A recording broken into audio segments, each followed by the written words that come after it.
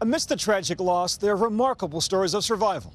Patrick Bakari shared a cubicle with one of the alleged shooters, who he considered a friend. He was even sitting next to Syed Farouk at the holiday party yesterday. He tells ABC's David Muir that everything seemed normal until he excused himself to go to the restroom. And then the blast of bullets.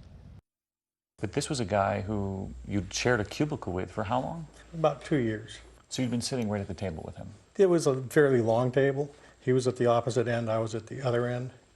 And I think he came late, so he just positioned himself there. Did you talk to him? Just a casual nod or whatever. They announced we're going to take a 15-minute break. So during that break, I excused myself and got to the restroom. And there's like a bomb went off. I turn back and look at the mirror. I can see that I'm bloody here, here, and here.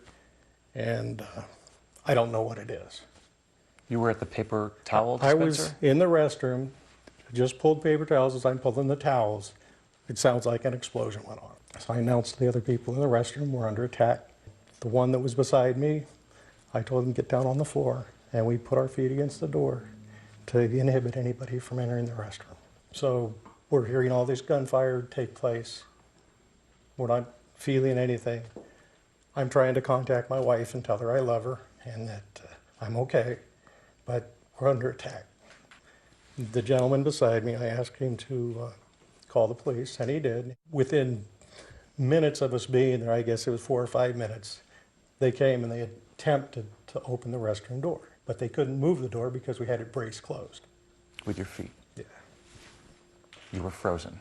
We followed their directions. They took us across that building to another building.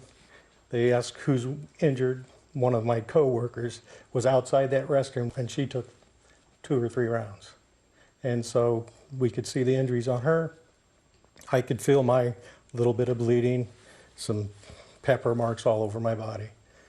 And so we said, you know, we've got to get her to an ambulance. Patrick, who is also a medic, helped many of his co-workers who were wounded. Today at the hospital, he saw one of them, a woman who was shot, who he helped survive. Did she thank you? Yes. She said, this is the man that rendered me aid. And that made me feel good. Your friends who were at that table? Yes. I have a very good friend who lives down the street. He's been the sweetest, austere, most appreciated employee I've met while I worked there. Yeah. He was just a jack of all trades and a blessing to be and to know. And then he'll surely be missed. Our thanks to David Muir for that report. Now we turn to the young couple alleged to have carried out the bloody attack. After sweeping their house today, police found an arsenal big enough to kill thousands. Rifles, pipe bombs, and a chilling assortment of ammunition. ABC's chief investigative correspondent Brian Ross takes us inside the search for answers. The FBI tonight is now treating the investigation of Syed Farouk and his Pakistani-born wife, Tashfeen Malik, as a potential case of terrorism, although without saying that was the motive. It would be irresponsible and premature of me to call this terrorism. The FBI defines terrorism very specifically, and we are still, that is the big question for us, is what is the motivation for this? But today, behind the doors of the young couple's San Bernardino home, police say they found an arsenal of weapons that could have been used to kill thousands of people. Clearly they were equipped and they could have continued to do another attack. In the garage, a virtual bomb factory with 12 unexploded bombs, described as similar to this one, featured in an Al-Qaeda publication. One neighbor said another resident in the area became worried about what was going on in the garage. They had, I guess, receiving packages, quite a few packages within a short amount of time, and that they were actually doing a lot of work out in the garage, and she was kind of suspicious. But nobody called the police. Also in the search, police found more than 6,100 unspent rounds or bullets found at the home and in the getaway car, along with 2 high-powered assault rifles and 2 handguns, all purchased legally and quietly stockpiled by Farouk prior to the deadly assault on a holiday party for his fellow workers from the county health department. He was there early on and he left. We did have some initial information that he left under some kind of duress or as if he was angry. Farouk came back with his wife, dressed in tactical gear, had marched into the meeting room and opened fire, not aiming at anyone in particular. They sprayed the room with bullets, so I don't know that there was any one person that they ultimately targeted.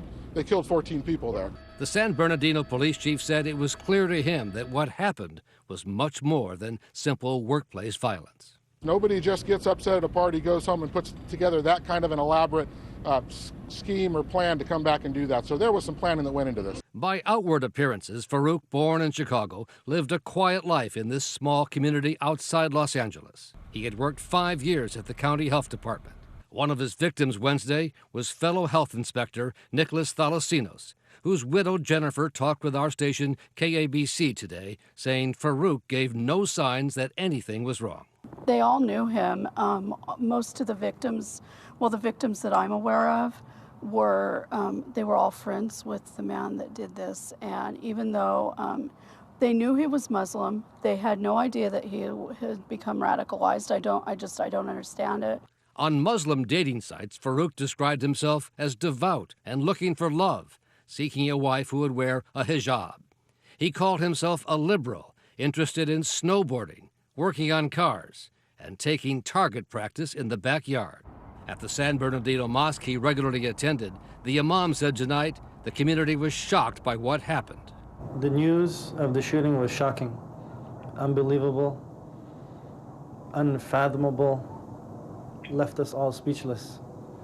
And it is an act that we condemn as Muslims. As for Farouk's wife, she is also a mystery to authorities tonight, and it's not clear how they first met. We don't know enough. We do not know enough. She came to the U.S. with him in 2014 from Saudi Arabia on what's known as a fiancé visa. And this marriage certificate shows they married on August 16, 2014 in Riverside, California. When their daughter was born just 6 months ago, they registered for baby gifts, asking for Pampers diapers and an infant car seat. Yet on Wednesday, they left all that behind as Farouk took the wheel of the SUV, rented just a few days earlier. His wife sat in the back, firing dozens of rounds as the police closed in and ultimately killed them both. And now the FBI is looking for connections between Farouk and at least 2 specific individuals here in the United States who may have been involved in the radicalization of Farouk or in the planning of the attack. But bottom line, the FBI says it is still too early to call this an act of terrorism. Byron? Thank you, Brian.